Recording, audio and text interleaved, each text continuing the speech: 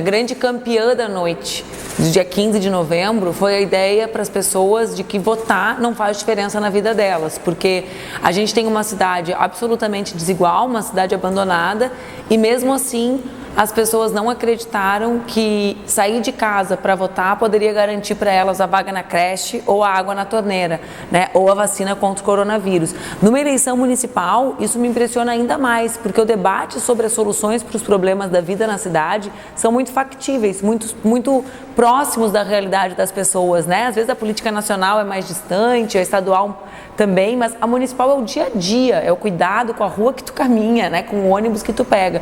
E eu acho que é sobretudo pelo baixo nível do primeiro turno das eleições. O primeiro turno das eleições foi marcado por uma campanha na televisão com ausência completa de propostas por quase todos os meus adversários. Eles dedicaram grande parte do tempo deles para brigar entre eles e depois, no final, para me agredir. Nós somos a turma que defende um projeto de futuro para a cidade, um projeto com sustentabilidade, um projeto em que Porto Alegre pode se inserir no mundo, né, garantindo um lugar para si com as suas características, um projeto que garante que as mulheres não sejam vítimas das múltiplas violências e que a gente assista calado, que a gente perceba que uma mulher que não tem vaga na creche é uma mulher violentada, porque lhe tiram o direito de trabalhar. Então nós vamos falar sobre quem nós somos e vamos mostrar que votar faz muita diferença. Eu fico muito feliz de receber o apoio do PSOL e do PDT, sobretudo sendo da Juliana e da Fernanda. Nós somos mulheres que construímos as nossas trajetórias concomitantemente, né? Então nós somos mais ou menos da mesma idade. Eu e a Juliana temos a identidade de sermos duas políticas que são mães e que enfrentam o espaço público conciliando e tentando conciliar a vida com o que é criar uma criança. Eu e a Fernanda fizemos movimento estudantil juntas, né? Ou seja, a gente se conhece há há mais de 2 décadas. Então eu fico muito honrada por isso e porque eu sei que nós representamos um projeto diferente para a cidade, né? Desvinculado a esse passado que nos trouxe até aqui. Mas isso também tem relação com as escolhas do meu adversário. Esses partidos jamais estariam com quem nega a existência da pandemia. Esses partidos jamais estariam com quem diz que vai abrir e não diz que vai negociar a vacina, porque a gente sabe que garantir a economia aberta é garantir a não chegada da segunda onda em Porto Alegre e que isso significa ter voz ativa na federação para dizer: o senhor vai trazer a vacina? Se não vai, eu vou. Certo? Esses partidos estão com a gente porque a gente representa a luta pela passagem mais barata e não a licitação mal feita, mas eles também estão conosco porque a gente defende a carris pública e o meu adversário defende a privatização dela. Esses partidos estão com a gente porque eles sabem que a gente não titubeia para defender, para ser contra a mina Guaíba e o impacto ambiental que ela representa, não para o futuro só meu e da minha filha, mas das próximas gerações, porque o tema da sustentabilidade é um tema comum entre nós, mas eles também estão conosco porque eles sabem que meu adversário não fez nada para aumentar a coleta de resíduos e, ao contrário, né, tratou aqueles que são os agentes ambientais da cidade, que são os recicladores e recicladoras, com um profundo desrespeito. Tem uma frase do Jorge Luis Borges, um escritor argentino, que ele diz: não nos uniu só o amor, nos uniu também o espanto. Nós todos somos espantados com as escolhas antigas, atrasadas, que foram feitas pelo meu adversário, sobretudo nesse segundo turno da eleição. Nós vamos governar com esses partidos, claro, né? Os partidos fazem parte da democracia, mas a nossa escolha é uma escolha por governar com esses partidos e também com a inteligência da cidade.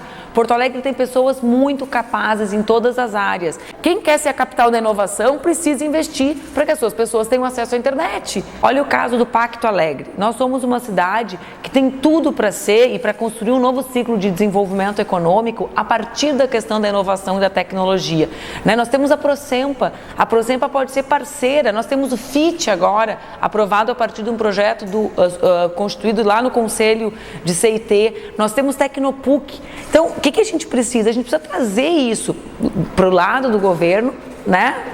Trabalhando conjuntamente, mas também aproveitar essas pessoas para fazer a gestão, para construir a ação. Então, sim, nós governaremos juntos e temos um programa pactuado e nos orgulhamos disso, mas nós queremos também aproveitar aquilo que Porto Alegre produz de melhor, que são as suas pessoas, seja para escutá-las, seja para que elas governem, estejam em postos chaves da gestão junto comigo. Porto Alegre cansou de gente que vê o conflito, olha ali, tá ali o conflito. Oi, conflito, tudo bem, conflito? Não. Oi, conflito, quem são os envolvidos no conflito, vamos mediar e resolver. Então, é assim que eu vou trabalhar e a Câmara é parceira disso. E eu tenho uma outra certeza, eu volto, por exemplo, do FIT, que eu já citei. Por que o FIT foi aprovado, mesmo com tanta tensão estabelecida entre o prefeito e a Câmara? Porque ele foi construído com a sociedade. Quem estava envolvido? Estava envolvido o Conselho de CIT, estava envolvido a turma do Pacto Alegre. Então, quando ele chegou na Câmara, ele não era a cabeça de um prefeito iluminado que havia mandado aquele projeto. Ele tinha legitimidade política e social. Eu vou ser uma prefeita que vai governar, assim, com legitimidade política e social para fazer a cidade avançar. Ativar a economia de Porto Alegre como desejamos, a gente tem para isso a ideia da suspensão do IPTU comercial, do aumento, né, do IPTU comercial para o próximo ano, por isso que eu já pedi para o prefeito Marquesan e ele já se comprometeu em enviar para a Câmara esse projeto ainda na transição. Essa é uma diferença entre eu e o meu adversário, né? Ele quer suspender o aumento a partir de 2022, eu quero suspender o aumento a partir de agora, porque sei que o próximo ano é o mais importante para a economia reaquecer. Então nós temos, por exemplo, duas ações centrais para reativar a economia, que uma é o tema do microcrédito e o outro é o tema das compras públicas governamentais. Nós chamamos, na minha área de formação, que é políticas públicas, nós chamamos de tornar as compras públicas uma política pública. O governo não comprar mais como um mero ato de compra, mas pensar como aquilo pode estimular a economia local. Porto Alegre, a administração pública é a maior compradora da cidade. Quando eu falo isso é óbvio, mas a gente não fala sobre isso nos programas de governo, né? Não se discute isso.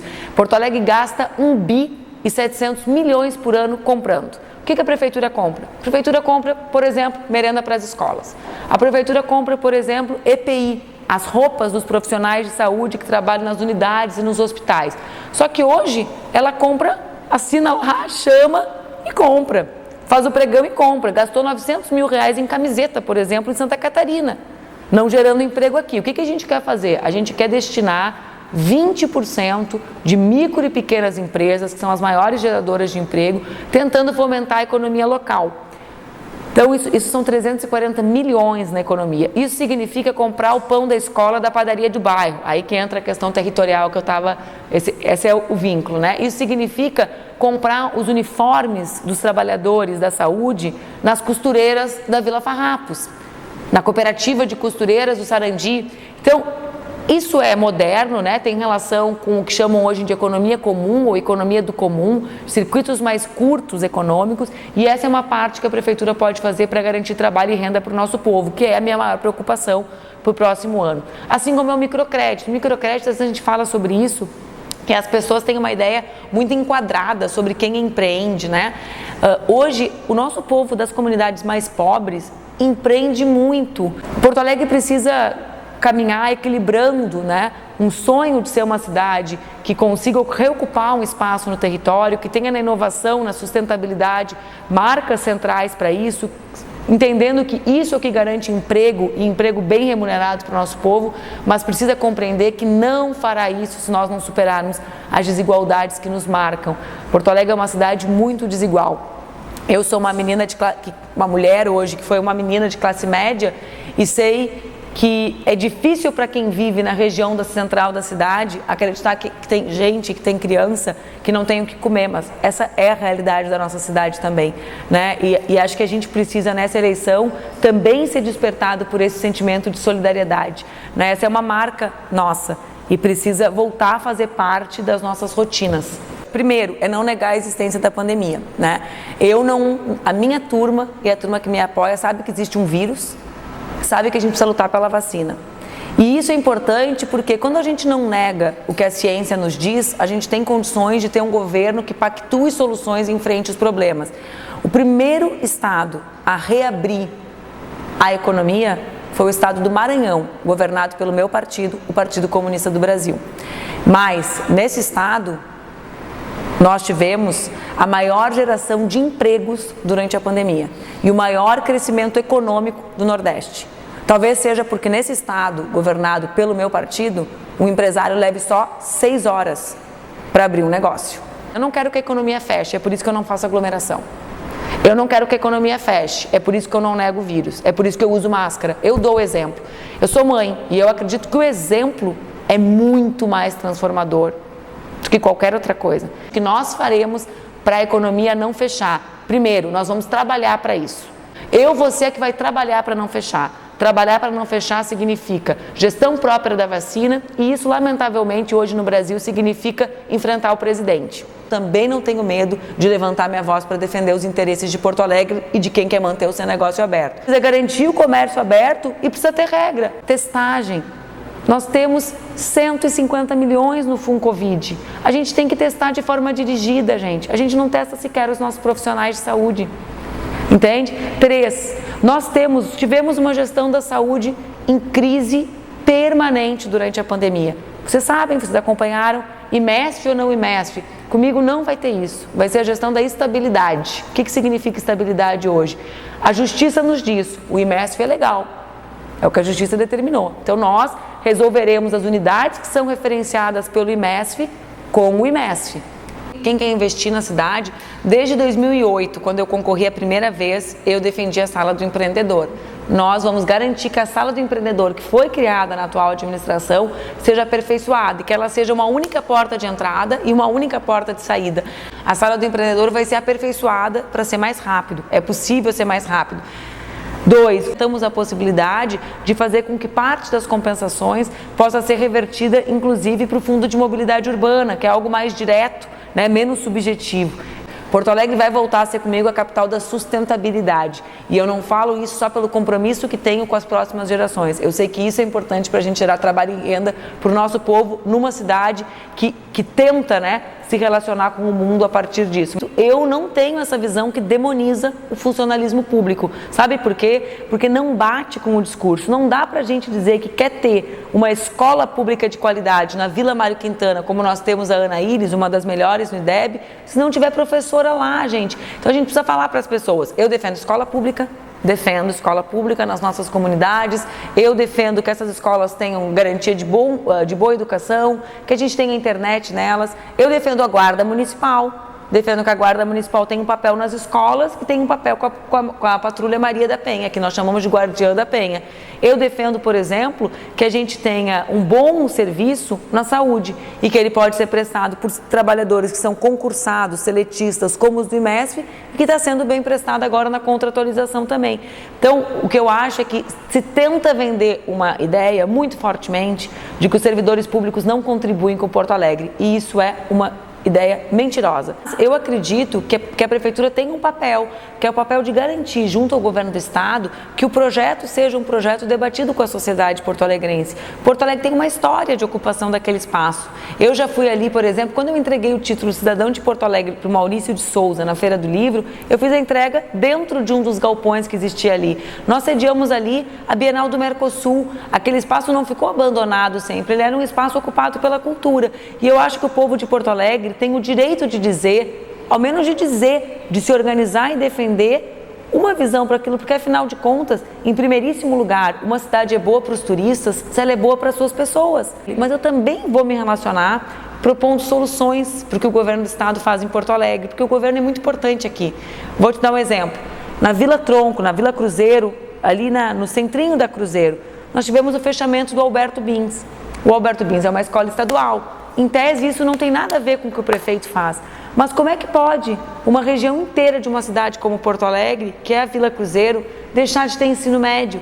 Então, caberia ao prefeito dizer para o governador, olha só, teve diminuição de vagas porque essa é uma região vulnerável. A gente precisa disputar esses jovens para eles virem para o ensino médio. Quem sabe no tempo vazio, a gente ocupa o prédio ocioso com aulas de educação infantil que são tão caras para Porto Alegre. Eu defendo a Carris Pública pelo papel que ela tem no sistema de transporte. Eu não tenho nenhum ranço com a ideia de que parcerias público-privadas sejam necessárias. A maior prova disso é que aos 23 anos eu votei favorável ao projeto. Ninguém votou por mim, eu mesma. Depositei meu voto e por isso que o projeto passou, pelo voto de vereadores favoráveis. Mas a Carris é balizadora da qualidade do nosso transporte. A gente está vivendo uma crise. Quem assumiu as linhas que chegam nos bairros pobres? Foi a Carris, a nossa empresa pública. A última gestão mostrou que, se bem administrada, se não entregue para os amigos, ela é superavitária. Tu viu isso? Vocês trabalharam com esses números. Aliás, a gestão de uma mulher garantiu isso. Então, para mim, a Carris é balizadora da qualidade, por isso tem que ser pública, né? E ela é imprescindível para a gente superar essa fase, essa crise que nós vivemos. Gente, as pessoas estão desassistidas, mesmo com a existência da Carris. Mesmo assim, os ônibus não chegam nos bairros mais pobres. A Prosempa terá um papel central no meu governo, em primeiro lugar, porque eu não posso admitir que em 2020 nós sejamos uma cidade que não inclui digitalmente as suas pessoas. A gente foi tirar do papel o agendamento eletrônico das consultas nesse governo. Pelo amor de Deus, gente, eu nunca fui uma jovem que não usou tecnologia. Como é que a gente pode estar atrasado 30 anos na administração pública? A Prosempa tem um papel central nisso e tem também um papel central para dinamizar negócios na cidade, as nossas startups, dentro do que representa o que Porto Alegre conseguiu avançar no último período com o Pacto Alegre. Então, não tem um sentido nós prescindirmos de uma empresa de porte médio como a Prosempa, que é fundamental para a gente garantir a sustentabilidade do nosso projeto de Porto Alegre Capital da Inovação. Basta voltar ao exemplo que eu já te dei dos 1000 pontos de Wi-Fi gratuitos que a Prosempa já tem. Minha cabeça não fecha. Não fecha como a gente tem internet fechada numa escola e não coloca uma antena de rádio nela para o sinal ser amplificado. E o DEMAI, o mundo inteiro, gente, está tornando público novamente o direito à água. As pessoas gostam muito de ir para Paris tirar foto na torre, eu entendo, mas é bom saber que Paris está reestatizando a sua água, porque deu errado. Eu não copio nada que deu errado, em lugar nenhum do mundo. Não vou copiar o mau exemplo que deram, né? Então, assim, a água, tu acredita, as pessoas não têm água. A gente tem no estado do Rio Grande do Sul 11 mil casas sem banheiro. Lava a mão, 11 mil casas não tem banheiro no nosso estado. Vocês conseguem imaginar que as pessoas terão acesso à água se nós tornarmos isso ainda mais difícil? Nós precisamos melhorar a gestão, né? Porto Alegre perdeu mais de 100 milhões de reais para as obras de macrodrenagem por causa da má gestão. Então esse não é um problema das autarquias serem públicas, é porque elas são mal geridas.